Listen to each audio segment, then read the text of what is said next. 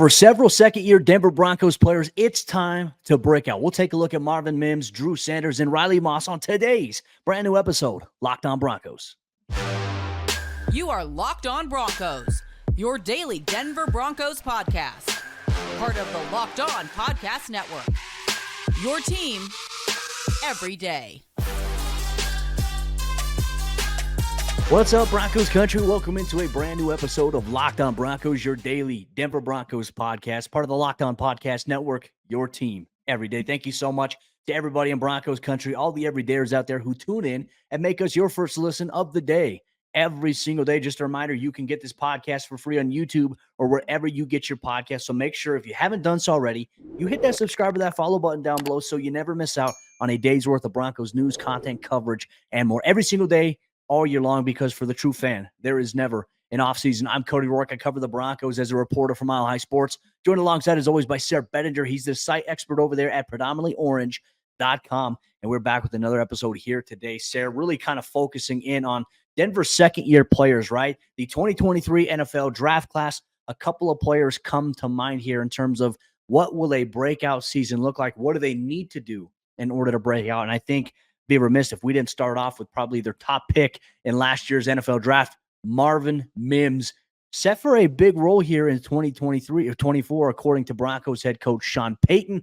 But a lot of Broncos fans are a little skeptical of what that may mean because they also heard Sean Payton say some things during the season last year, and yet we didn't see Marvin get enough touches that he should have gotten.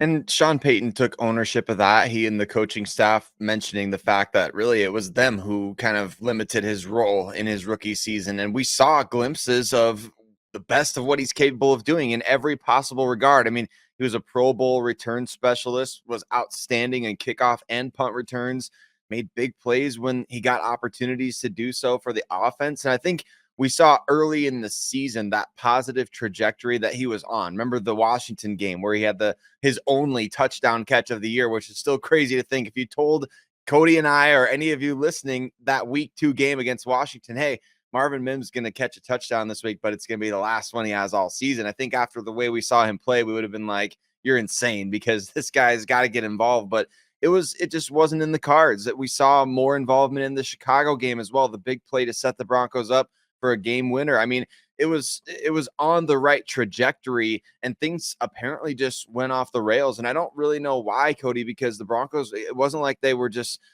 overflowing with offensive playmakers last year. And it wasn't like they needed to eliminate Mims' snaps because he was making a ton of mistakes. Like, it just felt like that aspect of the offense disappeared. But now with Jerry Jeudy traded to Cleveland, it feels like maybe the door is open back up for him to really emerge in his second season.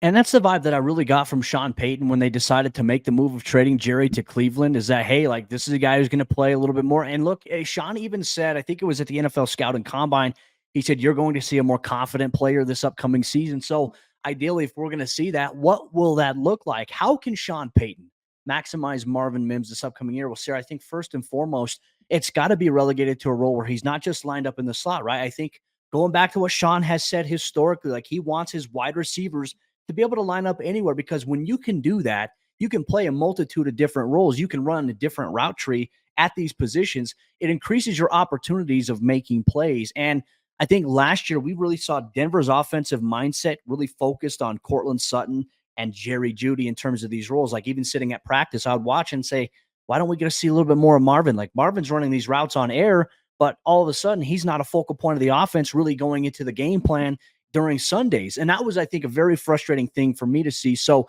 ideally, how can he maximize him this season, Sayre? I believe you got to move Marvin around a little bit.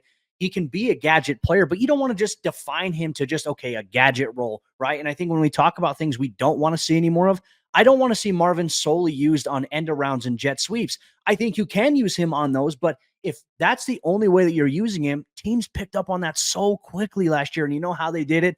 They noticed that he was lined up in the slot. He was off the ball, and anytime there was a motion, they already had a guy on the other side of the field defensively that was keying for that motion and the communication. And then you didn't see a lot of success from that play. I know I don't want to see those plays anymore. I think if you can find a way to get him on the outside, get him in the slot, and still use him in a multitude of ways, heck, even line him up in the backfield at times, I think you can maximize his skill set a little bit more this year. And how has Sean Payton done this in the past, right? I mean, there's maybe a similar comparison type of player that we could look at with Brandon Cooks, who was a former first round pick of the New Orleans Saints back in 2014. I mean, his rookie season, Cody, as I pull up the statistics here, it was a bit underwhelming. 53 catches for 550 yards, 3 touchdowns. And remember, he was a first round draft choice. I mean, he was the 20th overall pick in the draft. So we've seen there's historical evidence that maybe, hey, the role is limited in year one, but listen to how Sean Payton and the Saints unleashed a guy like Brandon Cooks in his second and third NFL seasons. 129 targets in year two, 117 targets in year three. He had over 1,100 receiving yards in that 2015 season, his second in the NFL, 9 touchdown catches. Had another 1,100 plus in 2016 with 8 more touchdowns. So, and they were still getting him involved in plays outside of the passing game. So I think maybe the Brandon Cooks comparison is something that we could look at and say, hey, there's a role within Sean Payton's offense with a high volume of targets. It's not just going to be, hey, when we want a shot downfield or we want to get him a play after the catch. I think that's where, like you said, with the gadget stuff, I think that's kind of the misconception about Marvin Mims at this point, is that you have to fabricate touches as opposed to featuring him in the offense. I think that's where he's going to take a big leap in year two, is being featured in the offense as opposed to being a guy who you have to fabricate him touches within your scheme. Sean said he was going to find a way to feature him more. And look, I think Broncos fans are going to hold him to that word there, because look, Marvin's a very talented player. He's got speed. And another way that he can also break out. I mean, you talked about earlier, Sayre, his aspect and his contributions in the return game on punt and kick return. Well, now with the new NFL rules, especially with kick return, Marvin might have an opportunity to break out even further and to help the Broncos put up more points with his return ability, which was very, very special. It was very fun to watch. Obviously, last season, he's very good. And I think Denver's special teams with the blocking, I'll be curious to see how the new blocking format for the kick return works for Denver's guys specifically. But it helps to have, obviously, Mike Westhoff and Ben Kotwika at this point to help implement those new styles. I'm very curious to see what it may look like for them going forward here. And look, Broncos Country, we want to hear from you. What would you like to see happen more with Marvin Mims, and what does he need to do to break out? Make sure you let us know if you're listening or watching to Lockdown Broncos, wherever you get your podcasts, or on YouTube. We are going to talk about another Broncos player from last year's rookie class. How can Riley Moss break out here in 2024? That's the question that we'll ask and we'll answer here on today's brand new episode of the show. This show is sponsored by BetterHelp, and a lot of us spend our lives wishing that we had more time. The question is, time for what? If time was unlimited, how would you use it? Would you go to the ballpark with your family? Would you go for morning walks, evening walks? These are some things that I like to do in my free time, especially with the people that I care about. But sometimes life can get stressful. Things can get in the way and interfere with the things that you love to do the most. And therapy can help you find what matters to you so you can do more of it. I've utilized BetterHelp therapy in the past. When I first moved to Denver to start a brand new career, I had a lot of stress. I had a lot of anxiety, and I didn't know how to manage all of that with everything else that got thrown onto my plate. So BetterHelp helped me find the tools that I needed to be able to manage and maneuver throughout my days, things that I still use to this very day. And I had a great therapist that helped me figure all that stuff out. But if you don't vibe well with your therapist, you can change therapists at any time for no additional cost with BetterHelp.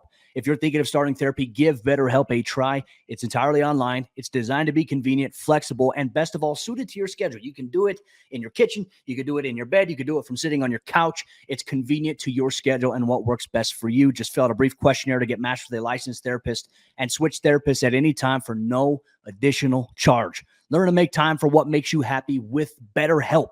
Visit BetterHelp.com/lockedon today to get 10% off your first month. That's BetterHelp, HELP.com/lockedon. Riley Moss could be poised for a breakout season in year two for the Denver Broncos, but what is it going to take in order for that to happen? Cody and I are going to discuss that on today's episode of Locked On Broncos, but we want to say thank you to every single one of you that makes Locked On Broncos your first listen of the day every single day right here on the Locked On Podcast Network. Free and available everywhere that you listen to podcasts, as well as on YouTube, where you can watch the show, subscribe, set up notifications so that, man, you don't want to miss a single episode because, look, we're just over 2 weeks away from the 2024 NFL draft, and the Broncos are going to have new uniforms before that. So there's going to be plenty for Cody and I to discuss on the show, and there's going to be plenty of ways for you to sound off as well. So we appreciate you everydayers out there for listening to the show, and let us know what you think about Riley Moss being a breakout candidate in year 2, because Cody, my Iowa Hawkeye bias aside here, Riley Moss is somebody the Broncos have invested heavily. They traded up in last year's draft, a 3rd rounder. He was the 83rd overall selection, but they moved up. They traded a 4th rounder last year and a 3rd rounder here in 2024 to go up and get Riley Moss. So they clearly believe in his ability to contribute at a starting level in 2024. Let's talk about the keys to how he could become a breakout player in his 2nd NFL season. Well, first and foremost, if he wins the starting job, right, I think we both anticipate there will be a competition for that starting outside cornerback spot opposite of Patrick Surtain. And we're still kind of sitting on our thumbs here and just waiting to see, like, is Denver going to bring in a veteran for training camp like they did with Fabian Moreau last year? I think the biggest thing here for a guy like Riley Moss, just to keep building on what he was able to do. I mean, for a guy who had core muscle surgery and was forced to miss, like not be able to do much on the field during that time, during the recovery process, man, did he kick it up in terms of taking notes, paying attention to meetings, not just on defense, not in the DB room, but special teams, because we saw him really emerge into a key special teams player for Denver last year. A good guy, like one of the top-rated gunners alongside Tremont Smith. I mean, he is a guy that I think the Broncos view very highly as a core 4 special teams player. But if he can find a way to compete and win the starting job opposite of Patrick Surtain, or at least have a more increased on-field role, I think you have a chance to see him break out. Now, the question I think we all have to ask here is, okay, well, hey, technically he didn't play much as a rookie. What does that mean for him going into his 2nd season? What does a breakout year look like for him? That's the question I want to ask you. Well, I think, like you said, it starts with him being in the starting lineup. And I think we got to look at Moss being an extension of this 2024 NFL draft class, right? Because he was effectively redshirted as a rookie. I mean, we did see some contributions on special teams late in the year. We saw him get involved in the defense just a little bit, but we don't even have preseason or training camp stuff to go off of. Like there was nothing. He was hurt for that whole time. And so you go back to Riley Moss pre-draft evaluation. A lot of people had him as a top 100 player. So despite the fact that there were some who felt like he was a reach for the Broncos, that wasn't really the case from what I had been reading, Cody, from people like Daniel Jeremiah, Dane Brugler, things like that. He graded out a 9.66 on the RAS scale. So we're talking about a guy who is definitely among the top at his position, 75th overall out of cornerbacks grading out of the last however many years. So he's an elite level athlete. And I think what he has to do, Cody, is he's going to get opportunities. Like teams are going to pick on whoever that guy is that's starting opposite Pat Surtain, right? They did that last year with Fabian Moreau. They did it early in the season with Damari Mathis. Riley Moss got to expect to get picked on, and he was targeted plenty at Iowa. Remember, he paired up with Cooper DeJean, who is in this year's draft going to be a 1st-round pick potentially. So teams were kind of staying away from him and going more so towards Riley Moss when he was at Iowa. He's used to getting picked on, and he's used to making plays on the ball. He made a ton of plays on the ball at Iowa, and if he can do that in year 2, take advantage of those opportunities. When you get targeted, hey, don't be the guy that's getting burned all the time. Don't be the guy that's out of position. Trust your safety help. Trust your man coverage abilities. Trust your instincts, because those instincts are what made Riley Moss the 83rd overall pick in the NFL draft. He makes plays on the ball as well as anyone that I saw at Iowa for however many years I've been watching. He's very, very good at it. So if he can do that in year 2 for the Broncos, I think he's going to be one of the top breakout defenders on this roster. I feel like one of the myths I've seen about Riley Moss from people saying, well, he's only going to be a good zone cover corner. He's only going to be a good cover 3 or cover 4 corner, cover 2. And he's not going to really excel in man-to-man coverage. I mean, Sayre, I watch him in practice, right? Because the Broncos last year, they would work in, man technique. They would work in a lot of different things, off-ball man. They'd work some press. And I can tell you this, just based on watching guys like Patrick Surtain, guys like Justin Simmons, when I watched Riley, one thing I was always looking for, what do his feet look like? What do his hips look like? Where's his eye discipline, right? And he's never a guy that's going to look at the shoulder pads or the helmet He's always locked into the hips, and he's very fluid at reading which way, a wide receiver is going to go in one-on-ones. Like, I got to watch that up close and personal. And he's fast. Like, I don't think people realize just how fast he is. I think he's going to be even quicker this upcoming season. So I think he's going to have an opportunity to really kind of just plug in. And look, if anybody can find a way, I think, to put him in a position to succeed with their level of coaching, their style of coaching, I think he's going to fit in well with what Jim Leonard wants to do from a secondary standpoint as the passing game coordinator. Part of me feels like we're going to see a little bit more press man-to-man coverage a little bit this year from the Broncos, which they need, because, Sayre, I can tell you this, I got a little frustrated last year watching them play off-ball coverage quite a bit. There's times where it's beneficial, right? I think in situations where, okay, let's say it's 3rd and 8, you want to play off and you want to play to protect the sticks there. I agree with that entirely. But there were times last year where the Broncos should have played press, because it would have allowed your pass rushers maybe more opportunities to get home, especially if you have guys who can play good press man-to-man coverage, guys like Patrick Surtain, who didn't get to play too much of that last year. If Riley Moss can stay healthy, I think he can be a surprise for a lot of members in Broncos country this upcoming season. I think he's got great technique, and I think he can carry that forward. Well, and I think you bring up a great point about Jim Leonard being that he's not just coaching up the defensive backs, but he's taking over the pass game coordinator role. I think we see Sean Payton. He's not afraid to kind of just go in and say, all right, that something's broken. It needs to get fixed. The fact that Jim Leonard was hired with that specific title it's not a coincidence. It's not just hey, we really want to hire Jim Leonard, so we're going to give him a fancy title. It's fixing a problem that needs to be that was broken last year, right? And so you get Jim Leonard in the mix and you say, hey, we've got these personnel out there at corner and safety. I need you to maximize what they do well. Vance Joseph obviously wasn't doing a good enough job of that last year. We saw regression from Damari Mathis. We saw Fabian Moreau play well early in the early goings and then kind of taper off as the season went along. So I think that's something that Jim Leonard is going to come in and be able to do, is not just with Riley Moss, but with all these defensive backs, say, this is what wasn't working last year. This is what we need to do with personnel in the pass game this year. So I like that point that you made there, Cody. And I think that could be a huge factor for Riley becoming one of the breakout players on this team, because quite frankly, the Broncos need it. They can't, we've talked about this in the past, they can't be going after another first-round corner. They've taken way too many top 100 corners over the last 5-6 years to justify taking another one. You've got to develop the guys that you have in-house. You got to set them up for a way to succeed. Find a way to get these guys playing well. You've got the talent. Damari Mathis, freak athlete. Riley Moss, freak athlete. Jaquan McMillan, tons of ball production. All-American at the college level. Pat Surtain, freak among freaks, the alien of the cornerback position. I mean, you've got the players out there and the traits. Like, you need the right guy to come in and fix it. I think Jim Leonard plus Riley Moss could equal a big-time breakout year for the Broncos this year. You're going to see a lot of aggressiveness, I think, in the secondary. And the way that Jim Leonard, to my understanding, wants to coach that room is that guys need to be able to play a multitude of roles, right? And I think we could see times where Pat maybe moves to the slot in certain situations. I think we are going to see a little bit more of Pat maybe following around the top wide receiver this year for opposing teams versus just staying on one side, because that was also another frustrating part of the game plan. And I think that's an area maybe Sean wants everything to improve here for Denver defensively, especially with communication. And look, there's question marks in the secondary, really, with how are the Broncos going to look? How are they going to respond with Justin Simmons no longer being the guy in the back end? Because think about it this way, like when Justin was not on the field last year for Denver, their communication was awful in the back end of the secondary, or defensively as a whole.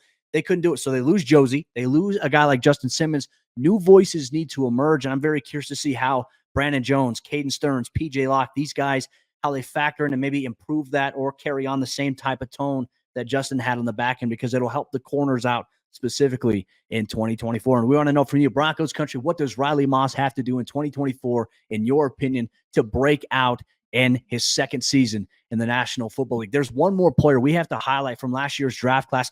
What is Drew Sanders going to be playing here this upcoming year? We know he's got the talent, he's got the potential, but where's he going to have the best opportunity to shine? We'll break that all down here on today's brand new episode, Locked On Broncos.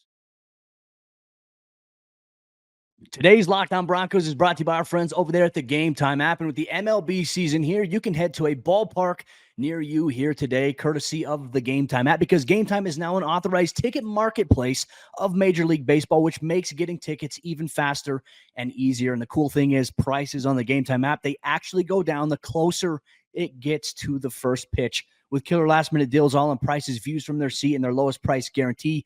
GameTime takes the guesswork out of buying MLB tickets. Not only can you go see an MLB game, but you can go see concerts, you can go see theater, you can go see comedy events that are going on in your local area. So make sure you check that out. The things I like about the GameTime app, specifically seat views. You get a panoramic view of all the action that you're going to be seeing from the vantage point of where you're going to be standing inside the stands. What's the action going to look like at the ballpark? What's going to look like when you go to a comedy event or a theater event? They have you covered with views from your seat inside of the app. Plus, they have the lowest price guarantee or game time. They will credit you 110% of the difference. Take the guesswork out of buying tickets with Game Time. Download the Game Time app, create an account, and use code LOCKEDONNFL for $20 off your first purchase. Terms apply. Again, create an account, redeem code LOCKEDONNFL for $20 off. Download the Game Time app today. Last minute tickets, lowest price, guaranteed. Where will Drew Sanders play for the Broncos this upcoming season? That is one of the biggest questions we have this offseason as the team prepares for the NFL draft in just about 2 weeks' time. There's a lot of buildup for the upcoming season, and Locked On Broncos is going to be your number one hub to get you there every single day, all year long, leading you up to training camp, all the way through it. And we'll have you covered, obviously, for all the best objective coverage of all things Broncos related in the regular season as well. Thank you so much, Broncos Country, for tuning in and making us your first listen of the day every single day. We're going to continue our conversation here on second-year players on the Broncos roster that we feel like need to break out, or how can they break out. And I think first and foremost, when we look at that class in general, there's some other names we could have mentioned. We could have maybe mentioned what it'll look like for a guy like J.L. Skinner. What would it look like for Alex Forsythe, who's projected to be the starter? But I think we really had to focus on the top part of last year's draft class. Drew Sanders, obviously, one of the major parts of what they were going out and trying to get. Played linebacker at Arkansas, former edge rusher at Alabama. Really flashed off the tape in his season at Arkansas, where he almost had 10 sacks just at the inside linebacker position itself. So now this leads us to our question. We know he can play both positions. Where do you think that Drew is going to play? Is it going to be edge, or is it going to be off-ball linebacker? Where is the best place, in your opinion, for him to succeed? Well, ideally for the Broncos, it's got to be at the off-ball linebacker position, isn't it? I mean, you want to get your best 11 out there at all times, and we saw kind of a breakout year this past year from Nick Bonito and Jonathan Cooper, and Baron Browning has, I mean, he can really get after the quarterback when he's healthy. So the question for me, if Drew is playing off the edge, it's like, okay, I know you want to bring pass rush in waves. I know you want to have depth off the edge, but who is he stealing snaps from, barring somebody not being healthy? And that really kind of, that's what makes this a bothersome situation, is that it's not like in basketball where you bring guys in off the bench and it's like, hey, this guy's got great bench production. It's like, you invested the 67th overall pick in this guy. He should be starting for you and probably playing 600 to 800 snaps this coming season. So my hope is that it's at more so the off-ball linebacker position. But we know that even though the Broncos said when he was drafted that their vision for Drew Sanders was to play the inside linebacker or off-ball linebacker position, one thing that Sean Payton labeled him as, Cody, is very intriguing. He called him a pressure player from the very beginning. So we know that regardless if it's off the edge, if it's coming up the middle, however it may be, we know that the Broncos believe in Drew Sanders' ability to impact in the pass rush variety, maybe as a quarterback spy, maybe coming off the edge, maybe he's going to be utilized as a blitzer, maybe he's going to play a big nickel or dime role at some point, who knows? But I hope the Broncos find a way to get him up over at least 600 snaps this year, because you invested so much in this guy.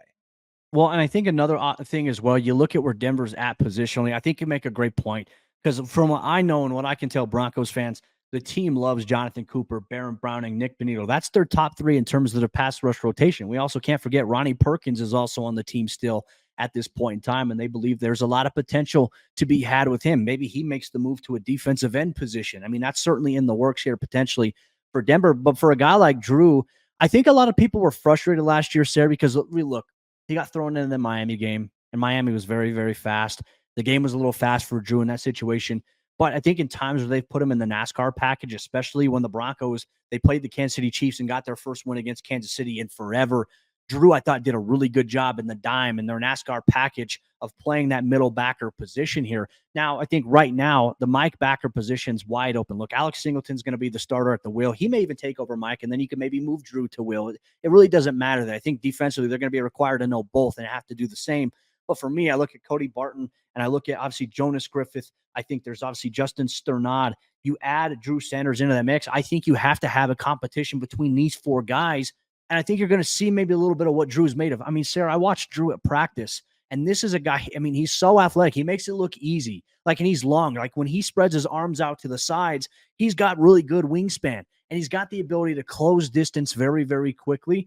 I just think the cerebral part, you get thrown into the mix a little bit last year. I think that Denver maybe had a little bit of a bigger need after they moved on from Randy Gregory and Frank Clark to have a little bit more of a pass rush presence. And that was with Benito. That was with Drew. That was with Jonathan Cooper, Baron Browning, because that was a banged up position room, a little bit last year. So part of me wonders, was that a one-time thing, or are they actually going to flex the hybrid nature of what they believe he can do? And is he going to see time at both in certain situations?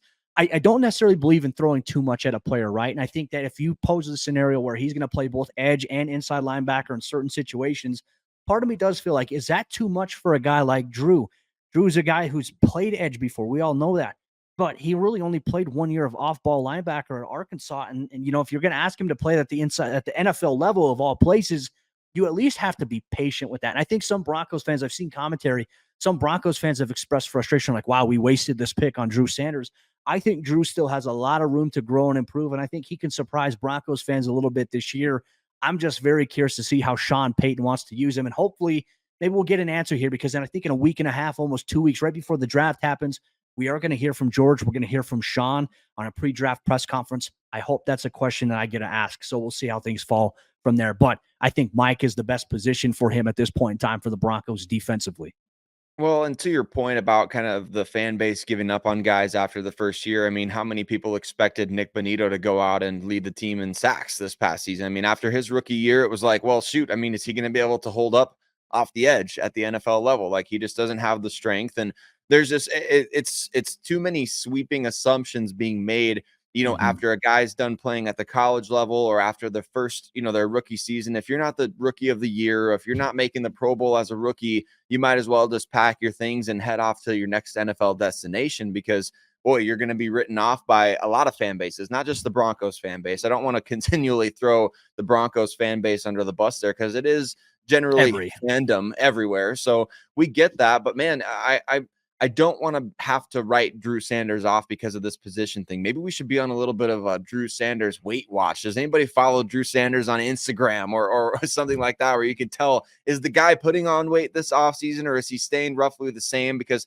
that may give us a clue as to what the Broncos' true intentions are for him. I think he would need to, Cody, if the plan is to move him to edge on a full-time basis, he's probably going to have to add weight. That wasn't necessarily the case for Baron Browning, because remember, when Browning came out of Ohio State, he had already been floating between those positions, and he's built like Von Miller in many different ways. Body type, upper body strength. It's not the same for Drew Sanders. He's a little bit more slender in his frame, a little bit more lanky, and a little bit more positionless, if I can say it that way, because when he came out of the high school level, he was supposed to be a tight end for Lincoln Riley at Oklahoma, and ended up shifting his position. So it's not just that he's shifting from edge to off-ball linebacker. It's like, this guy was a guy that in high school, they're just like, give Drew Sanders the ball every play. I mean, he's our most athletic guy. So he didn't come into college with a defined position. He didn't leave college with a defined position. And I think now that he's in the NFL,